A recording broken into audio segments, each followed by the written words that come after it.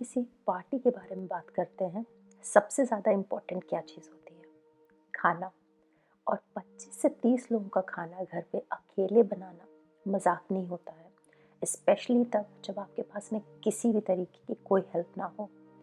आज के वीडियो में मैं आप लोगों के साथ में बेसिकली यही शेयर करने वाली हूँ। किस तरीके से मैंने अपने बच्चे के बर्थडे के लिए पहले मील प्लानिंग की, उसके बाद में शॉपिंग की और उसके बाद में किस तरीके से मैंने मील प्रेप किया so as to make sure कि किसी भी तरीके की प्रॉब्लम उसके डी डे पे ना आए और मैं इतना ज़्यादा एग्जॉस्टेड ना हूँ कि मैं गेस्ट को एंटरटेन ना कर पाऊँ। हर चीज़ मैंने अपने आप की थी, सब कुछ मैंने खुद से बनाया था apart from the birthday cake जो एक्चुअल केक था जिसे हम लोगों ने मिस्टर ब्राउन से ऑर्डर किया था। उसके अलावा सारी की सारी चीज़ें मैंने घर पे की थी। तो पहले मैं आप लोगों के साथ में शेयर करती हूँ मेन्यू, उसके बाद में मैं आप लोगों को दिखाऊंगी मेरी ग्रोसरी शॉपिंग जो मैंने 4 दिन पहले कंप्लीट की थी और फिर मैं आप लोगों के साथ में शेयर करूँगी द एक्चुअल मील प्रेप जो मैंने किया। स्टार्टर्स में मैंने पनीर टिक्का, हरा भरा कबाब और मफ़िन्स रखे थे। मेन कोर्स में था शाही पनीर, दाल fry, chilli garlic mushroom with पूड़ी, दही बड़े एंड राइस। डेज़र्ट में मैंने शाही टुकड़ा, रबड़ी रखी थी और केक ऑलरेडी था ही। बेवरेजेस में हम लोगों ने रखी थी टी और कॉफ़ी क्योंकि विंटर्स है, बहुत ठंड थी। डे 1 का प्रिपरेशन आप यहाँ मेरा देख सकते हैं। मैंने हर चीज़ को पील करके, चॉप करके और बॉईल करके रखा है। बॉइलिंग का काम निपटा दिया, पीलिंग चॉपिंग का काम निपटा दिया। डे 2 के प्रिपरेशन में मैंने कुकिंग से रिलेटेड, पार्शियल कुकिंग से रिलेटेड काम जो है वो निपटा दिया था पूरी तरीके से। तो ये मैंने आपको प्रिपरेशन दिखाई है। यहाँ आइए मैं अब आपको बता देती हूँ कि मैंने शॉपिंग क्या-क्या की थी। तो यहाँ आप देख सकते हैं मैंने 5 किलो आटा परचेज़ किया था। ग्रोसरी शॉपिंग सेपरेटली कर लेने से आपका ऑर्गेनाइजेशनल स्ट्रक्चर जो होता है वो नहीं बिगड़ता है। घर की चीज़ें घर में रहती हैं आराम से और जो आपको पार्टी में यूज़ करना होता है वो आपको पता भी चलता रहता है कि आपका कितना एक्सपेंडिचर हुआ। तो मैंने 1 किलो उड़द की दाल परचेज़ की है, 5 किलो चीनी परचेज़ की है, 2 लीटर ऑयल का पैकेट परचेज़ किए थे। नॉर्मली हम लोग कड़वा तेल इस्तेमाल करते हैं, मगर एट द मोमेंट मुझे ऐसा लगा कि पार्टी में पूड़ी वगैरह बनाने के लिए रिफाइंड ज़्यादा बेटर रहेगा। और 1 किलो मैंने बासमती राइस परचेज़ किया है। यूजुअली हम लोग देहरादून खंडा इस्तेमाल करते हैं। यहाँ पे आप देख सकते हैं जो मेरे पास डेयरी के प्रोडक्ट्स हैं, मैंने 500 ग्राम्स का बटर का पैकेट परचेज़ किया। यहाँ पे मैंने देसी घी 500 ग्राम्स परचेज़ किया और 1 लीटर का मैंने ये टिन परचेज़ किया है अमूल की क्रीम का, क्योंकि मैं घर की मलाई नहीं स्पेंड करना चाह रही थी। फिर ये चाय और कॉफ़ी है जो आप देख सकते हैं। और इसके बाद में मैंने यहाँ पे देखिए कुछ ड्राई फ्रूट्स थे मेरे जो ख़त्म हो गए थे, कुछ गरम मसाले थे जो ख़त्म हो गए थे, तो वो परचेज़ किए हैं, जैसे कि किशमिश है, काजू है, जीरा पाउडर है। इसमें शाही पनीर मसाला नहीं इनकॉर्पोरेटेड है, वो भी मैंने परचेज़ किया था सुहाना का। और बेकिंग मिक्सेस इस्तेमाल किए थे मैंने मफ़िन्स क्रिएट करने के लिए। और वहाँ पे आपने देखा था मैंने डेट्स और इमली भी परचेज़ की थी। इसके बाद में आइए चलते हैं सब्जियों की तरफ। सब्जियों में मैंने परचेज़ किए थे मशरूम्स, ये 2 किलो मशरूम्स हैं, 10 पैकेट्स ऑफ 200 ग्राम्स। 1 किलो मैंने शिमला मिर्च ली, 2 किलो मैंने टमाटर लिया, 2 किलो मैंने मटर लिया। हर चीज़ बच गई थी थोड़ी-थोड़ी, बहुत थोड़ी-थोड़ी बची थी। फिर मैंने आधा किलो पालक परचेज़ की, आधा किलो मैंने बथुआ परचेज़ किया, बथुआ पूड़ी के लिए, पालक कबाब के लिए। ग्रीन और मैंने हरी धनिया 200 ग्राम ली थी। फिर ये ड्राई इंग्रेडिएंट्स हैं हमारे, यहाँ पे आप देख सकते हो मैंने 250 ग्राम लहसुन परचेज़ किया, आधा किलो अदरक परचेज़ की, 2 किलो के करीब मैंने प्याज परचेज़ किया था, 3 किलो आलू था और ये सब सैलेड का सामान है, जैसे कि मैंने थोड़ी-सी शकरकंदी परचेज़ की थी, गाजर परचेज़ की थोड़ी-सी, थोड़ा-सा मैंने जो बीट रूट्स वगैरह होते हैं, टर्निप वगैरह होता है, वो सारी चीज़ें परचेज़ की थी। और ग्रीन चिली जो बहुत ही इम्पोर्टेंट था, लेमन थे, 4 लेमन थे जो मैंने परचेज़ किए थे। तो इन सब चीज़ों की प्रेज़ेंस के कारण मैं कन्वीनिएंटली हर एक चीज़ को मैनेज कर पाई। ये सब चीज़ों की परचेज़ेज़ मैंने संडे को ख़त्म कर ली थी, जबकि मेरे बच्चे की बर्थडे जो थी वो वेडनेसडे को थी। ये मंडे मॉर्निंग है और मंडे मॉर्निंग से मैंने मील प्रिपरेशन स्टार्ट कर दिया था। स्टार्टिंग मैंने सोकिंग से की थी, रीज़न बीइंग दही बड़े के साथ में मुझे मीठी चटनी सर्व करनी थी। तो मुझे दाल सोक करनी थी और मुझे मीठी चटनी के लिए डेट्स सोक करने थे और इमली सोक करनी थी, जो मैंने सोक करके गर्म पानी में रख दिया। इसके बाद मैं पीलिंग की तरफ मैं बढ़ूँगी। तो सबसे ज़्यादा मक्खी मार काम जो मुझे लगता है वो लगता है जिंजर गार्लिक, वो सब कुछ सॉर्ट आउट करना है। आलू हैं जिन्हें बॉईल करने के लिए मैंने रख दिया है एट द मोमेंट। इसके बाद में बाकी की सब्जियां मैं निकाल रही हूँ। सॉर्टिंग आउट से मेरा मतलब था गार्लिक को अगर आप भिगा के रख देंगे 1 घंटे के लिए ना, तो बहुत आसानी से गार्लिक जो होता है पील हो जाता है। तो मैंने फ़िलहाल उसको भिगा करके ही रखा हुआ है। अब 2 बज रहा है, मेरा बेटा इस समय सो रहा है, तो मैंने क्या किया, टीवी पे अपना फेवरेट शो ऑन किया, दैट इज़ लूसिफर, और कटिंग करना स्टार्ट कर दिया। कटिंग कर करके मैंने सारी चीज़ों को, जैसे कि ये मशरूम चाहिए 2 केजी मशरूम है, कट हो करके ये मैंने ज़िप-लॉक पाउचेज़ में हर एक चीज़ को रखा था। इससे क्या हुआ, मेरी सब्जियां जो थीं वो फ्रेश मेंटेन रहीं, मुझे वो प्रॉब्लम नहीं फेस करनी पड़ी कि सब्जियां मुरझा गई हैं। ज़िप-लॉक पाउचेज़ में करके मैंने फ्रिज में डाल दिया था। सो यहाँ पे आप देख सकते हैं मैं कैप्सिकम को भी फाइनली चॉप कर रही हूँ। बाय द वे मैंने नूडल्स भी रखा था, आई थिंक मैंने स्टार्टर्स में उसे इनकॉर्पोरेट नहीं किया है।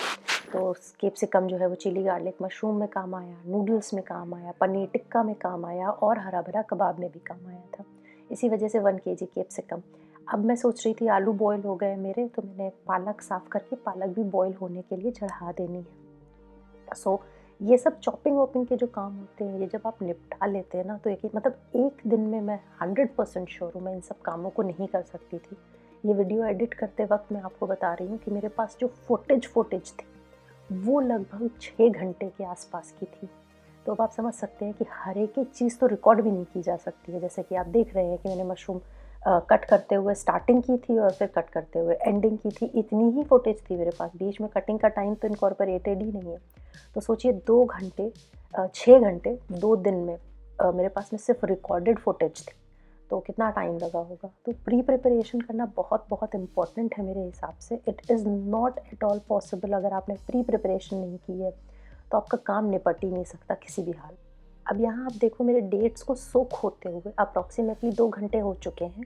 तो मैंने हल्का सा मिक्सर में चला करके डेट्स को और खजूर को स्ट्रेन कर लिया है। इसमें मैंने गुड़, चीनी, नमक, ब्लैक सॉल्ट और थोड़ा सा चिली पाउडर डाल करके इसे मैंने बॉयल होने के लिए रख दिया है। ये बहुत कन्वीनियंट हो जाता है, मतलब बहुत ही कन्वीनियंट सी चटनी है। सब कुछ बॉयल करके रख दो गैस पे उबलने के लिए, आधे घंटे में चटनी तैयार हो जाती है। लेकिन बनती बहुत टेस्टी है, सबने बहुत अप्रिशिएट किया इस चटनी को। इसके बाद में मैंने सोचा कि ग्रीन चटनी भी बना करके रख देती हूँ। डेयरी प्रोडक्ट्स जैसे कि पनीर है, दही है, ये मैं कल की डेट में लेकर के आने वाली थी ताकि ख़राब ना होने पाए, खट्टा ना होने पाए दही। तो दही जो है वो मैं कल मिला करके रख दूँगी। फिर मैंने देखिए बथुए का बैटर भी बना करके रख लिया है पूड़ियों के लिए। ग्रीन पूड़ी थोड़ा ज़्यादा अच्छी लगती है विवान को, इस वजह से। तो अभी तक पिछले 2 घंटे की प्रिपरेशन जो है वो ये हैं। इसके बाद अब आप देख सकते हैं मेरी चटनी जो है इसकी भी कंसिस्टेंसी जो है वो काफ़ी हद तक थिक हो चुकी है। ये रखने के बाद और थिक हो जाती है, आप देख सकते हैं। तो इसलिए मैंने चटनी को इसी स्टेज पे रोक दिया। तो ये मेरी जो है वो डे 1 की प्रिपरेशन है। ऐसा मुझे लगा था कि मैं यहीं रोक दूँगी, पर जब मुझे पता चला कि कुछ गेस्ट और बढ़ रहे हैं, तो फिर मैंने डिसाइड किया कि मैं दही बड़े भी इसी दिन फ्राई करके रख दूँगी।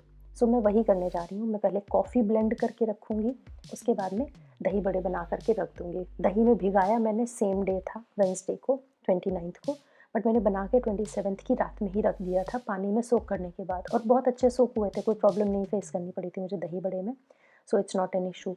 ऑल्सो कॉफ़ी जो मैंने चीनी के साथ ब्लेंड करके रखी थी वो भी डी डे तक बहुत सेम रही थी। इनफैक्ट अभी तक मैं यूज़ कर रही हूँ उस कॉफ़ी को, थोड़ी सी बच गई थी। सो काफ़ी अच्छी रही, मतलब कोई दिक्कत नहीं हुई थी ब्लेंड करके रखने में। कॉफ़ी ब्लेंड करके आराम से रख सकते हो। ये तो मैंने एक एक्सपेरिमेंट किया था, और क्योंकि इसके कोई हेल्थ बेनिफिट नेगेटिविटीज़ तो है नहीं, तो इस वजह से मुझे लगा कि कोई प्रॉब्लम नहीं होगी। और वाक़ई में बस बैठी नहीं कॉफ़ी, जो कि बेस्ट पार्ट था। मिक्स करती हूँ और यूज़ कर लेती हूँ। सो कॉफ़ी भी बना लेने में कोई प्रॉब्लम नहीं है, ब्लेंड करके रख लीजिए। सिर्फ मैंने डी डे पे क्या किया, दूध उबाला और मैं कॉफ़ी स्पून से डालती गई कप्स में और दूध पलटती गई। तो चाय से ज़्यादा कन्वीनियंट मेरे लिए कॉफ़ी हो गई थी उस दिन। सो ये एक बहुत अच्छा हैक है, आप ट्राई कर सकते हैं। अगर आप कॉफ़ी और टी रखना चाह रहे हैं बेवरेजेस में, तो आप पहले से कॉफ़ी ब्लेंड करके रख सकते हैं। इसके बाद आप देख सकते हो मैं दही बड़े फ्राई कर रही हूँ। यहाँ पे भी मैंने एक चीट आप लोगों को दिखाया है कि मैंने ब्लेंडर का इस्तेमाल किया था बड़े के बैटर को फेंटने के लिए। और दही बड़े बनाने में बैटर का फिटा होना ढंग से सबसे ज़्यादा इंपॉर्टेंट है। अगर आपका बैटर कायदे से फिटा हुआ है तो उसके बाद आगे पीछे आपको किसी चीज़ की टेंशन लेने की कोई ज़रूरत नहीं है, अच्छे से आपके बन भी जाएंगे। और फिर ये जो पानी आप देख रहे हैं इसमें मैंने नमक और हींग डाली है, उसमें सोक करा आधे घंटे के लिए, उसके बाद में रख दिया। अब ये जो है ये मेरा डे 2 स्टार्ट हो गया है। अब यहाँ पे मैं मफ़िन्स बेक करने के लिए डालूँगी। इसको मैं मतलब मुझे पता नहीं क्यों मैं बता नहीं सकती आपको, मुझे बहुत खुशी हुई कि मैंने ये काम घर पे किया खुद से। हर किसी ने अप्रिशिएट किया वो तो एक अलग बात थी, बट मेरा बेटा बहुत खुश था, बहुत ही ज़्यादा खुश था। मतलब उसने दौड़-दौड़ के 3-4 मफ़िन्स खाए, जबकि वो सिर्फ़ 3 साल का है, उसने खाना नहीं खाया अनडिनाइबली एक पहर का उस दिन, मगर उसने मफ़िन्स बहुत एन्जॉय किए। क्यों? क्योंकि मम्मा ने घर पे बेक किए थे। तो अगर आप इस तरीके का कुछ अपने बच्चे के लिए कर सकते हैं, घर पे बेकिंग जैसा अगर आप कुछ कर पाएँ ना, तो बहुत ही कन्वीनिएंट है। आई मीन कितनी सारी टिप्स एंड ट्रिक्स अवेलेबल है, माइक्रोवेव नहीं है तो कढ़ाई में बेक कर सकते हैं आप। इंस्टेंट मिक्सेज़ अवेलेबल हैं, बहुत कन्वीनिएंटली बेक हो जाता है, कोई मतलब रॉकेट साइंस नहीं रह गई आज की डेट में, और मार्केट से बेटर बनता है।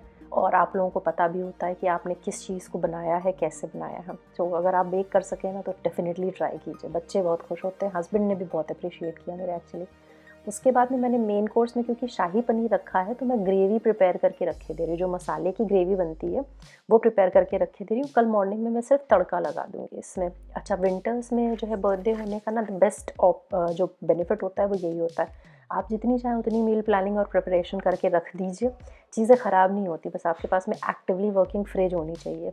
तो यहाँ आप देख सकते हैं एट द मोमेंट मैंने क्या किया है, एक तरफ मैं हरा भरा कबाब के लिए वेजिटेबल्स को स्टर कर रही हूँ और दूसरी तरफ मैंने रबड़ी के लिए दूध को चढ़ा रखा है भगोने में।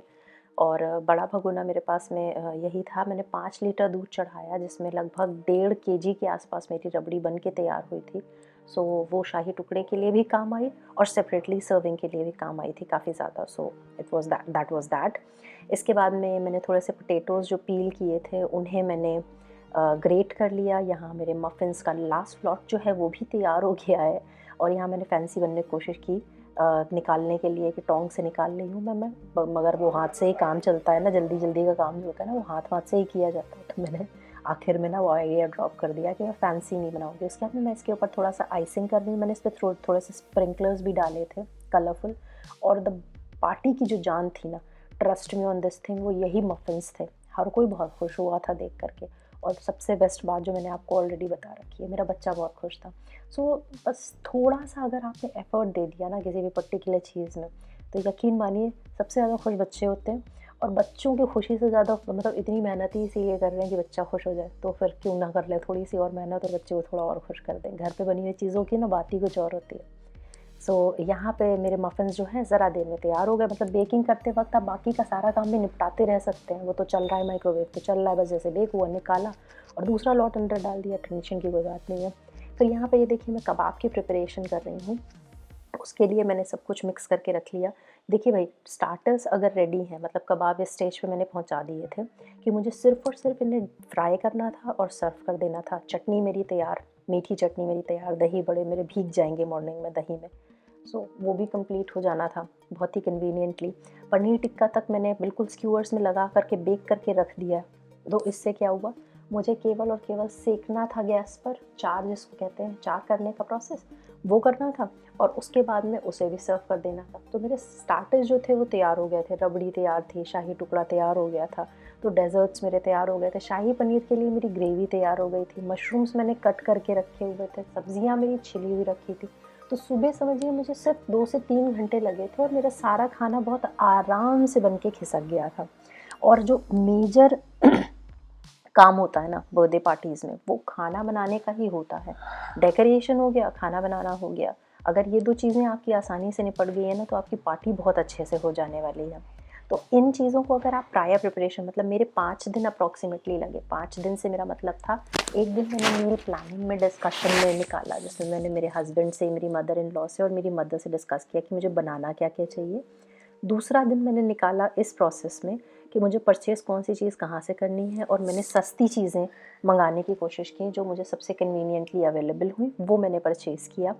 उसके बाद में संडे तक मतलब मेरी सारी परचेज़िंग कंप्लीट हो गई थी। एक दिन मैंने ग्रोसरी शॉपिंग की बिग बास्केट से, एक दिन मैंने जो वेजिटेबल्स हैं वो परचेज़ की मार्केट से। संडे को मेरी सारी परचेज़ेस कंप्लीट हो गई थी। मंडे को मैंने मॉर्निंग से स्टार्ट किया था अपना मील प्रिपरेशन। ट्यूसडे नाइट तक मेरा मील प्रिपरेशन कंप्लीट था। ट्यूसडे नाइट मैंने डेकोरेशन कंप्लीट किया था और उसके बाद में वेडनेसडे को मॉर्निंग में मुझे सिर्फ़ और सिर्फ इतना करना था कि सारी चीज़ें छौंकते चले जाना था। 3 घंटे का टाइम लगा, मेरा सारा काम निपट गया था।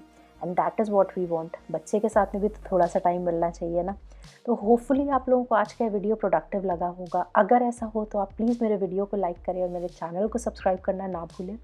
मैं आपसे मिलूंगी अपने अगले वीडियो में। तब तक के लिए stay blessed and take very good care of yourself and thank you so very much for watching. Okay, bye bye.